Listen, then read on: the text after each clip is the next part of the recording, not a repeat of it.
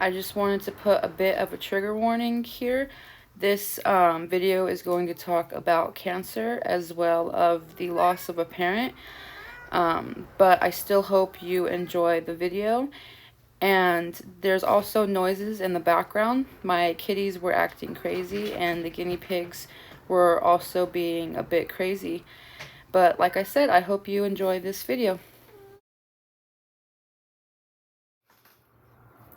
Hey everyone, it is Ray and welcome back to my channel.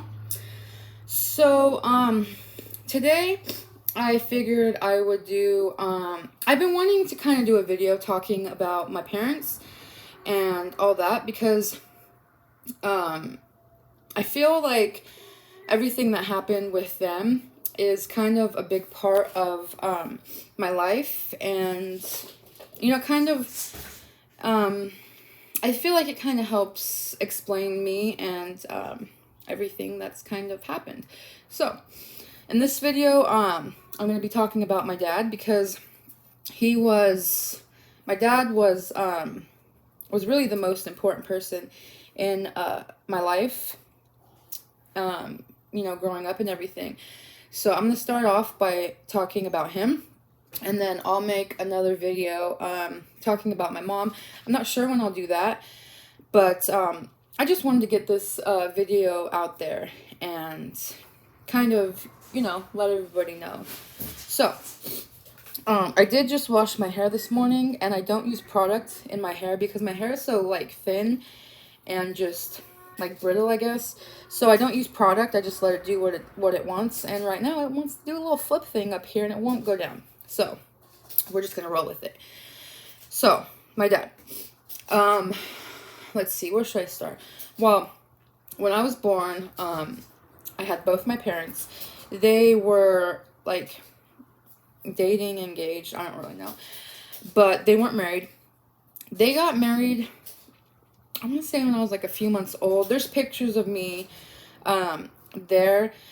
So, I was either, a few months old or, a year and a few months old because I'm not sure exactly when it was. And I was kind of a big baby, so I can't tell from the pictures how old I was. So, yeah, they got married after I was born. I was at their wedding. And, they were together until I was about 16. Yeah, I was about 16. And, my dad was always there for me. He was always...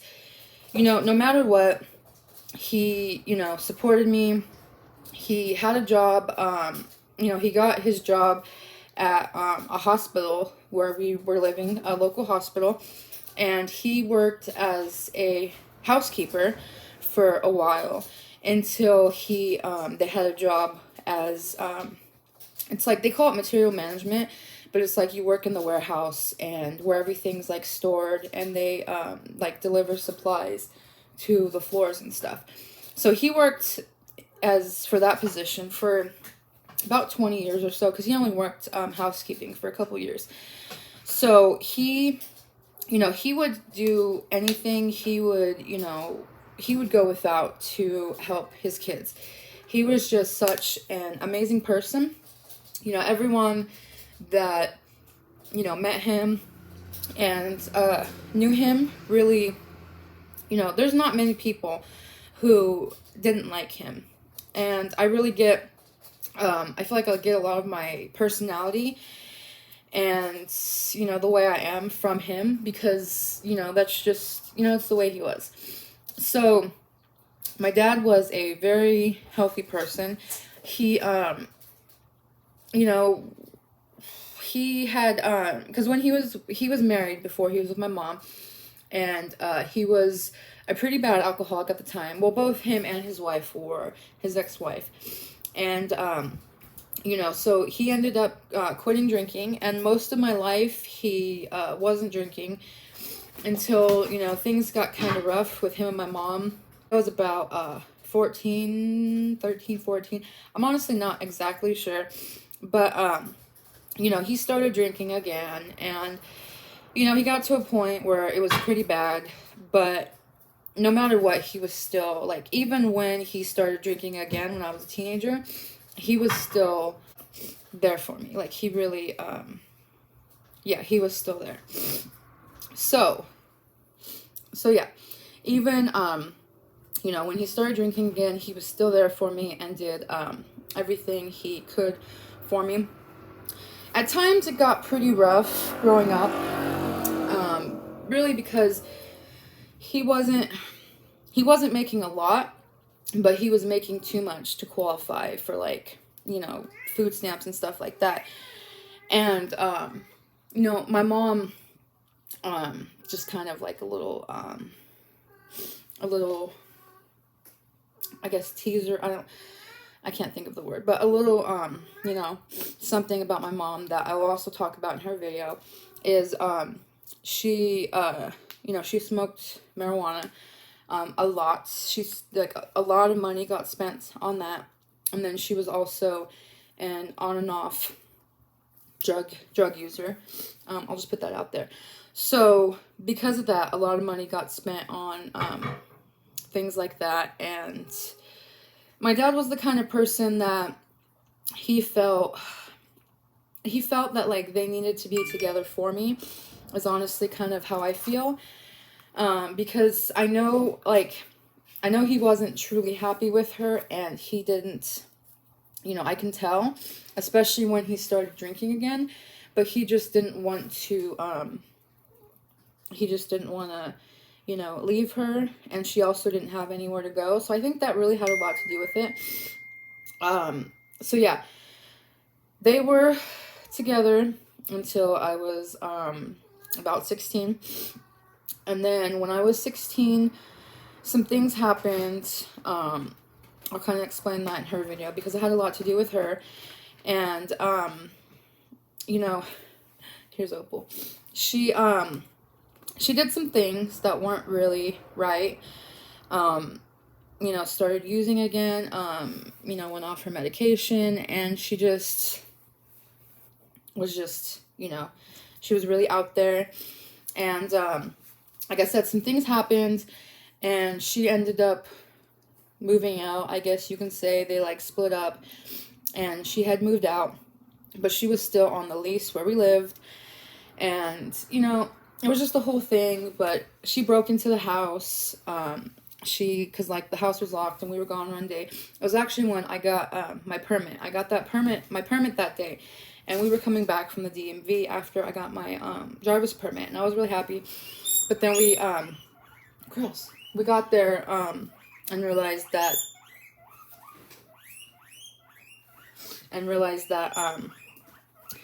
a window, was broken, and, you know, she'd gotten to the house, and my dad didn't want to kick her out because of the way he was. And that day and night was just really wild. Like, it wasn't a good day or night for me. It was bad. Just the things that were happening, yelling, screaming. There was just a lot that went on that day. She had threatened my dad to unalive him, if you will. Yeah, it was just a lot.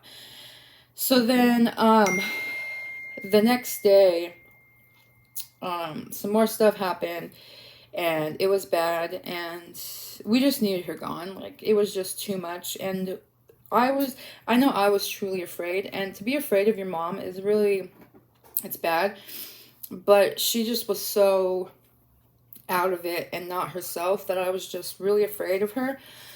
So, the cops ended up coming. Some things happened, and the cops ended up coming, and they basically explained that because, they were married still, and because she was on the lease still, that there was nothing they could do about it, you know, unless, you know, we felt she was a danger to us or anything like that, then, you know, they could do something about it. My dad was like, oh, okay, you know, like, you know, he wasn't fine with it, but he was like, well, if there's nothing I can do.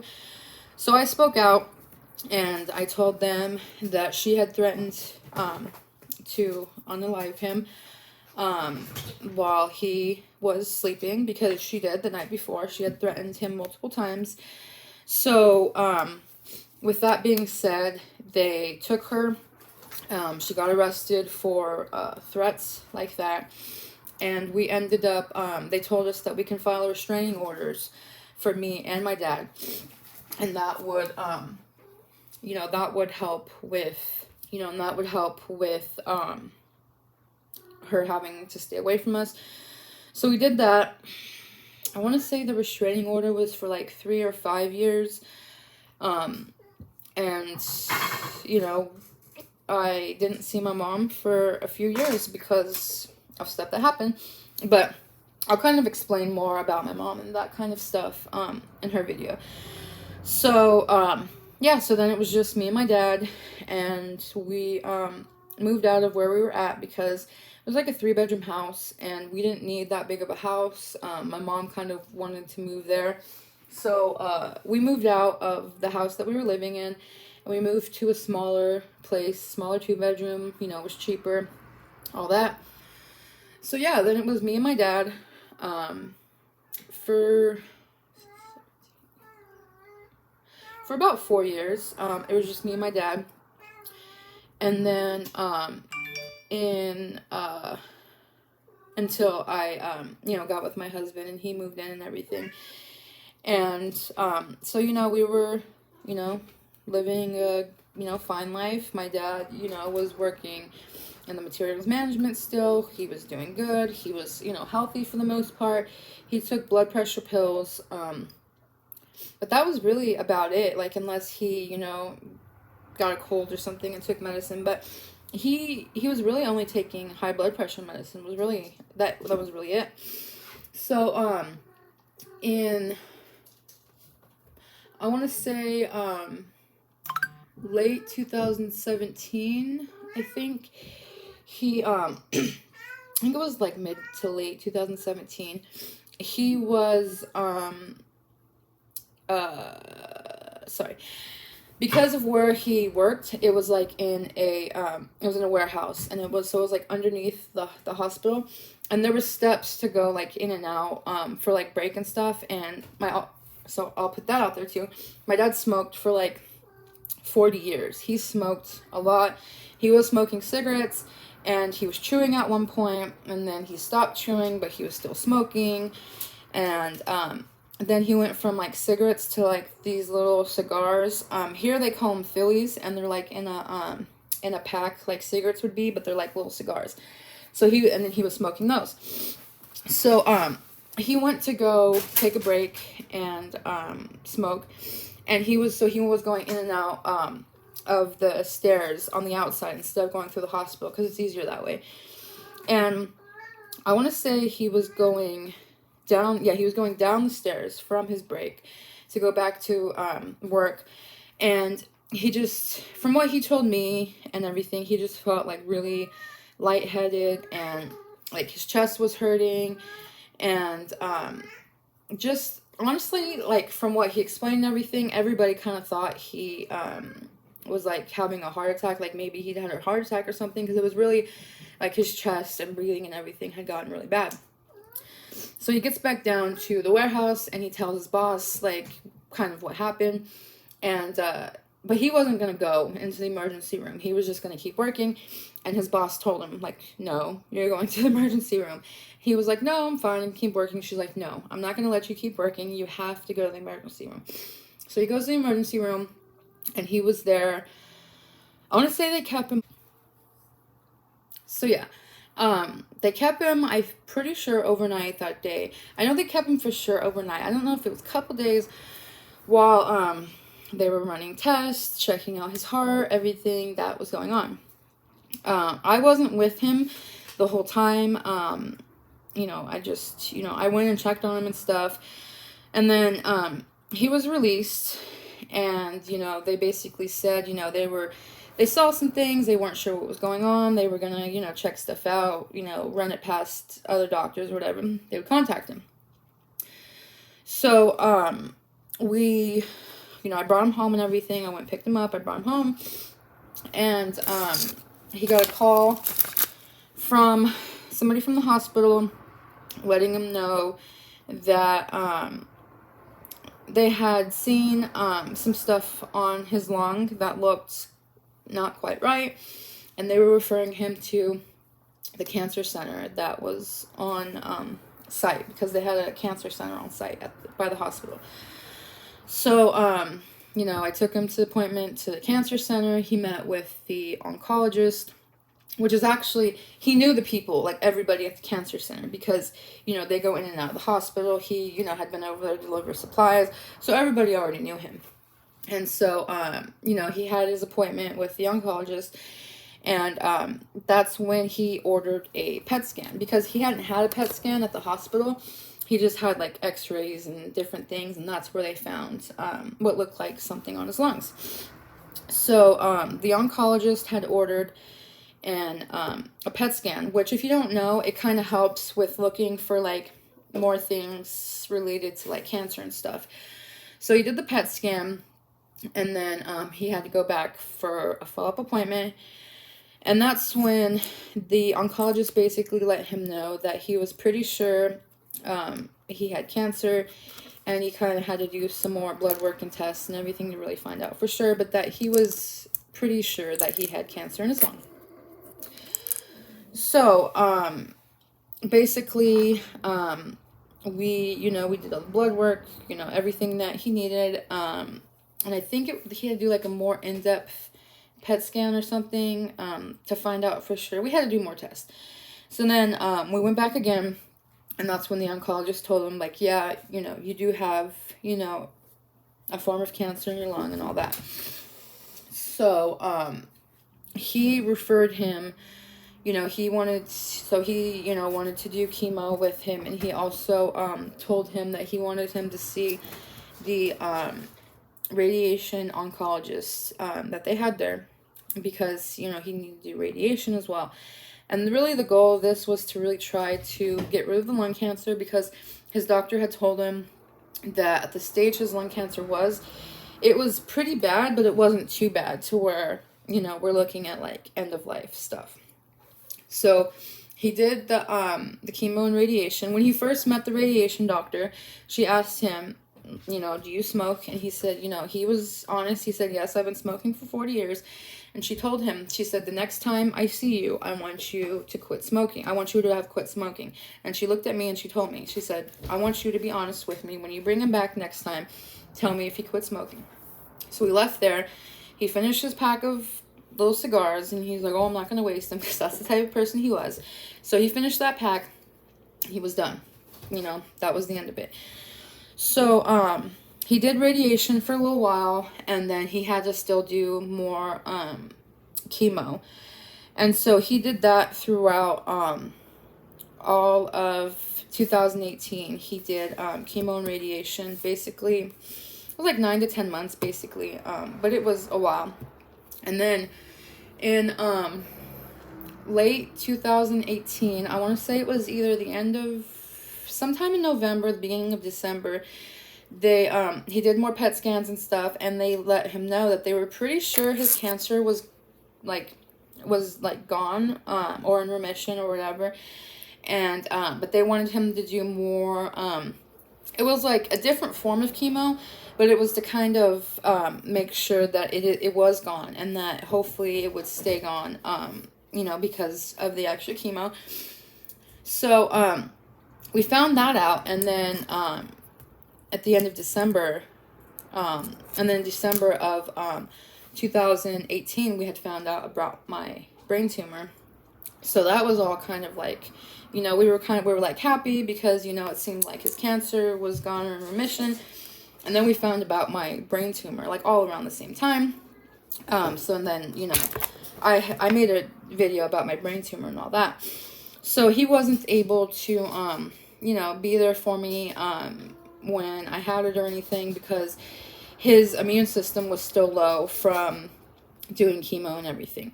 So, it was just my husband that was there for me for the first, brain surgery. And, so he did the chemo. I want to say it was like 2 extra months of chemo, something like that. And then they did another PET scan, and they were like, well, from what we can see, it looks like it's good. You look, you don't need to do any chemo now. You can come back, in a few months, and we'll check up again, all that. So then, we ended up moving from where we were at to a different city, and he wasn't able to quite go in when the doctor wanted him to, and so he had rescheduled for, I think, like a month later, something like that. But in that time, he just kind of started, I could tell that like he wasn't feeling right. He just wasn't, I could tell something was wrong. So then when he did go back to that appointment with his doctor, the doctor had him do another PET scan. And when we went back for the results of the PET scan, he let him know that the cancer in his lung had come back, and it looked pretty bad, and that he also had what they believed to be stomach cancer, and that looked pretty bad as well. And at that time, the doctor mentioned, well, he said, we do have something that we can do to try to treat it, but there's a very good chance that it's not going to help, because the cancer in both spots, because he had cancer in the 2 spots and it was so bad. I guess when you have multiple forms of cancer, it's hard to really, this is what the doctor had explained at the time, it's kind of hard to do chemo to treat both of them, especially at the same time, because different forms of cancer in different spots need different kind of chemo. And I've kind of come to learn that as well with my brain tumor. So, he said there, we could try something, but he didn't believe that it would really, help. And that's kind of when he brought up, well, maybe we should look into hospice. When he said hospice, I broke down, because, for me, I've just heard, from what I knew about hospice, it's like, well, he's gonna die soon, So I freaked out and started crying. Like, I broke down. He called a nurse in. She was great. I love her so much. And she came in. It was kind of like, hugging me and comforting me. And my dad, because of the way because he had said before we went in there, like, if we find out that, my cancer's back, he basically said that he didn't want to go through chemo and stuff again. So I think because of the way I reacted with everything and me, like, breaking down, he was like, oh no, I want to see about trying to treat it and see if we can take care of it. So the doctor said okay, but he he had to talk to another doctor, and it was like a whole process because of the type of chemo that he wanted to try. So he said he was going to try to do that, and he would get back to us as soon as possible. But in that time, my dad just started going even further downhill. He was having trouble, and one time he was in his room, and me and my husband, I think we were in the kitchen or something, and all of a sudden we heard like a thud, and we were like, what the heck? So we run in there, and he was on the floor, and he had fell on the floor, and he's like, oh no, I'm fine, and was just trying to like cover it up. So we called the ambulance. They came, and there was just a few things that, between the time that the doctor was trying to get that other chemo like authorized and get the other doctor, there was just a few things that was too, I could tell that he wasn't doing well. So we ended up, while he was at the hospital, one of the times they found out that he was having issues, more stomach issues. He was having trouble with his kidneys and his bladder and everything, and things were failing basically. So that's when I went to his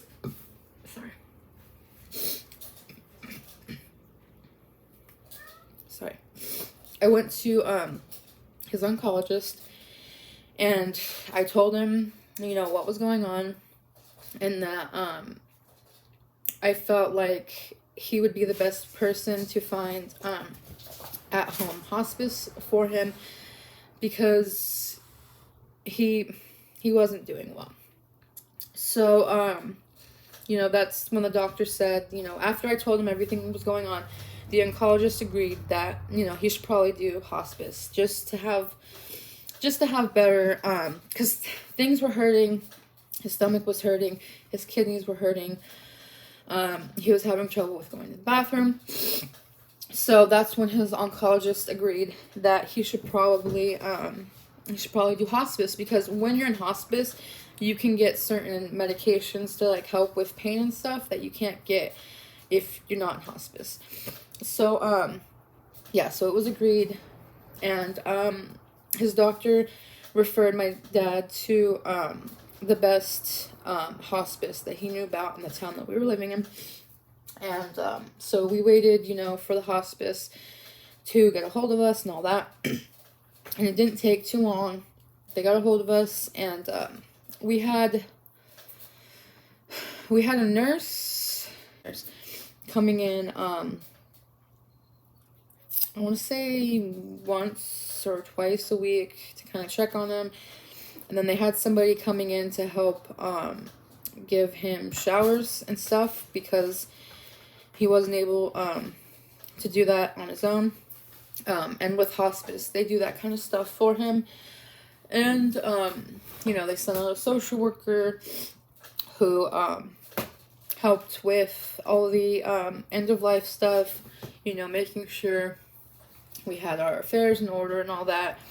And he also helped with kind of comforting me through everything. And that was really good. And, they had a chaplain who offered to come out. I think he did come out one time and kind of talk to me. This place was amazing. Every time anybody came out, they were so nice to me, comforting. It was great. So he was on at-home hospice, I want to say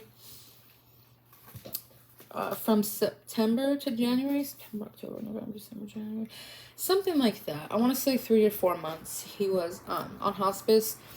And he wasn't even taking, he took like morphine, a low dose of morphine in the morning and at night. He wasn't taking strong medication.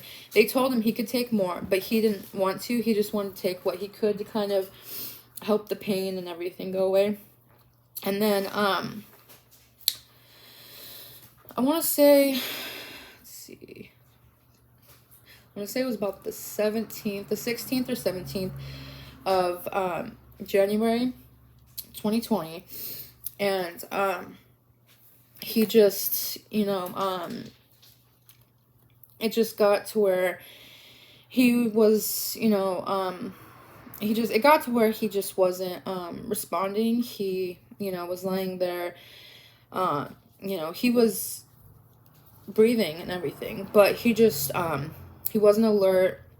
He, it's like he was asleep, but we couldn't wake him up, but he was breathing and everything. So that's when, I knew at that point that, okay. So when, he was, really, non-responsive and all that, I think it was about a day, I let him go like that, but I contacted, close people who might want to come and see him and let them know that, the state that he was in, and, that I didn't know whether he would make it through the weekend, because this was a Friday. It's either Thursday or Friday. I'm not 100% sure. And I contacted the hospice, and they were like, well, we can't do anything for you. And I told them, like, I know, I just wanted to let you know, like, what's going on.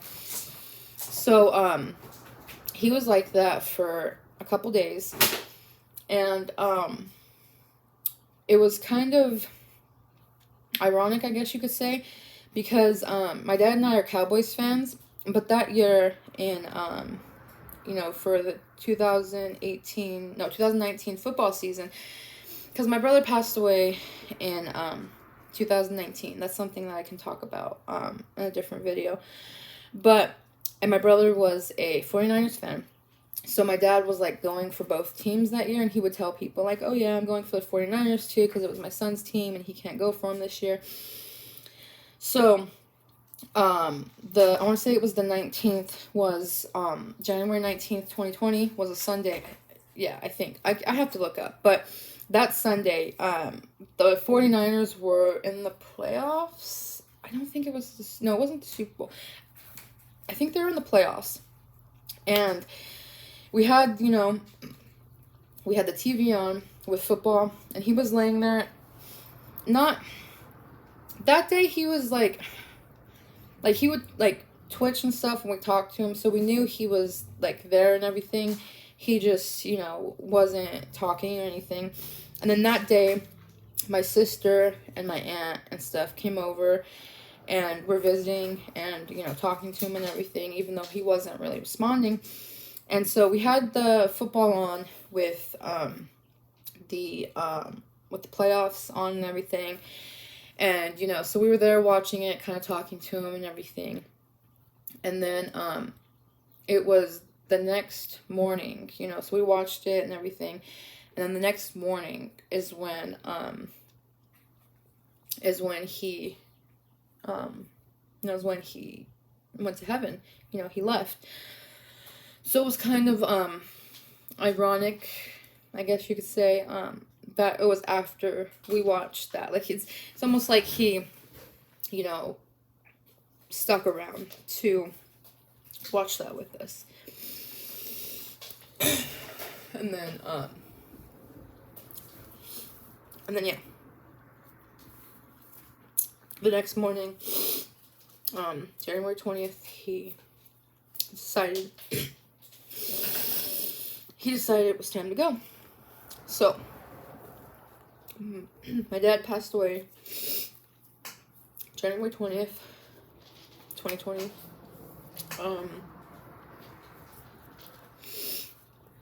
It's been hard without him.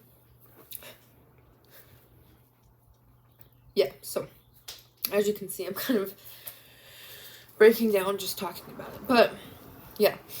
So, it's just, even till now, it's just really hard without him. Because, he was my rock. Growing up, if anybody asks, like, oh, who's your hero? Who's your favorite hero? I always said my dad, like, I honestly don't know. I wouldn't be in this position that I am now and really, doing as good as I am now if it wasn't for him. If I didn't have my dad and say I just had my mom, I definitely wouldn't be in a good position, really at all. I know that. So, having him really, he was, my everything. So yeah, that's, I decided to, have him cremated. He told me, because my dad didn't, even when he got on hospice, the social worker and stuff was like, hey, you should talk to him about what he wants to do, when he passes and all that. So, I tried talking to him and having conversations, but even while he was in hospice, it's almost like he was in denial that he was passing. He didn't want to talk about it, and he would just say, when I'm gone, I'm gone. It's up to you, basically. He basically would say it's up to me what I want to do because I was, I was the person to do everything. I do have an older sister that, let me take that back. Both of my sisters came that day. But anyways, I do have an older sister that is his daughter. But I was the one who was kind of put in charge of everything and on his life insurance or whatever and all that. That's just a totally different story. But, yeah, so I was, had to, make the decision what to do and everything and all that.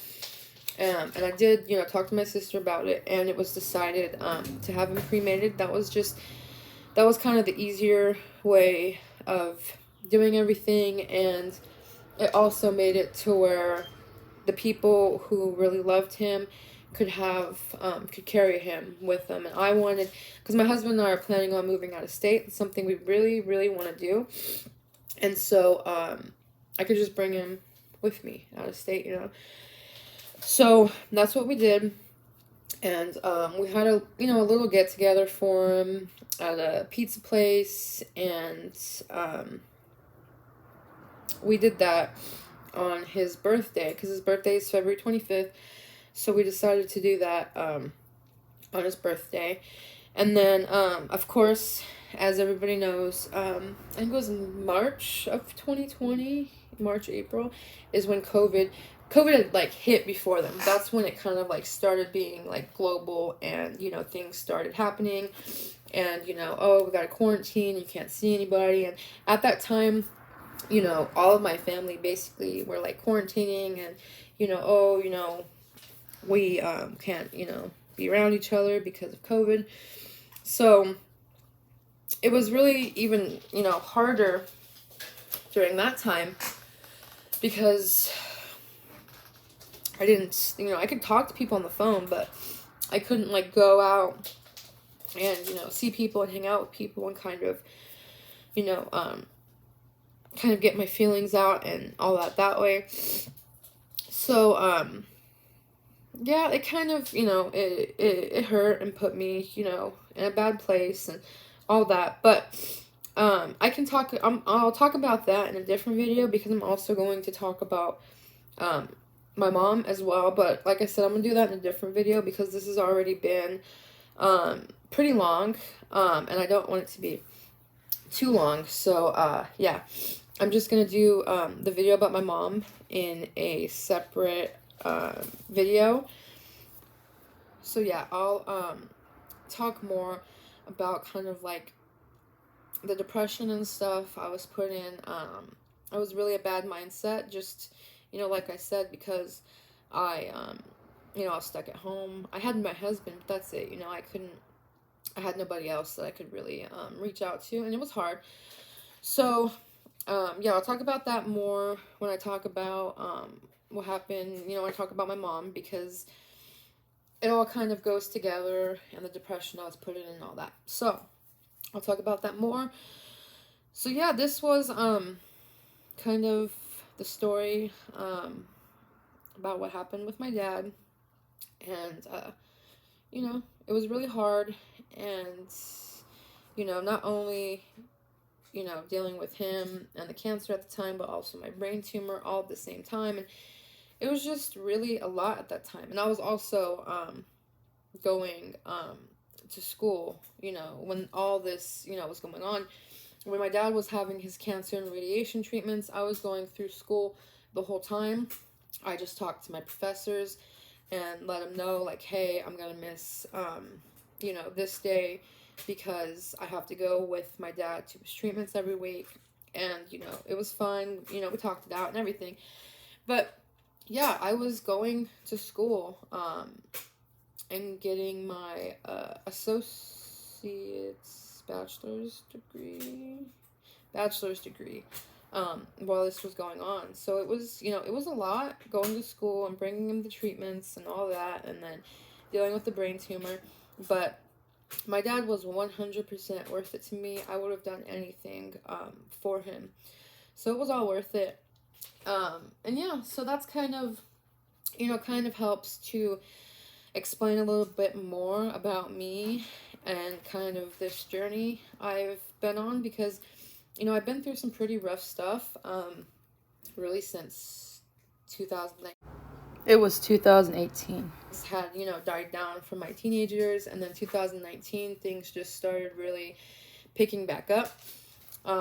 So yeah, I felt like this video was important to kind of have people understand what I've been through.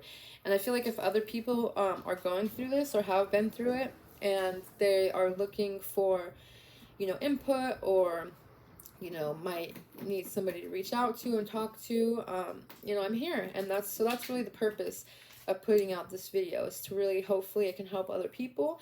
And it's also a way for me to kind of vent what's, you know, what happened and everything, because obviously it still hurts. And so it's good to kind of get that out and let people know what's going on. So yeah, that's that. I don't know when I'll be filming the video on my mom. I think I'll just wait a little bit for that. I might I'll probably put out a couple other videos before then, but I'm not quite sure what they're going to be. So I guess this is the end of the video. If you like this video, please give it a thumbs up. I'll take all the thumbs up I can get. It really helps to put me into like the YouTube algorithm and all that, and I could really use you know, getting put in there, and you know, more people seeing this. If you think that, you know, my channel is something that you'd be interested in, then please subscribe. I have a lot of different videos. I'm going to be putting out things, you know, that have happened in my past that, you know, helped me, not help, but that contributed to the way I am now. You know, videos of now, I'm going to be doing radiation and chemo, so I'm going to be doing videos about that. There's just a wide range of videos that I'm going to be doing. So if anything like that you feel like will interest you, then feel free to subscribe. And, oh, I'm also starting school back up in May, so I'm going to be doing videos about that as well. So subscribe, thumbs up if, you know, you like this video. If you have any questions about anything I said in this video, or you just want to reach out and kind of talk about things, you know, I'm here. And, you know, it's, even though it's still hard for me, I feel like I can help other people. So, yeah, just comment if you, whatever you feel like you want to. And share my video if you know someone who may, you know, this may help or anything like that. And yeah, I will, I'm sending everybody all the best wishes, good wishes, and positive vibes. And I will see you guys next time. Bye.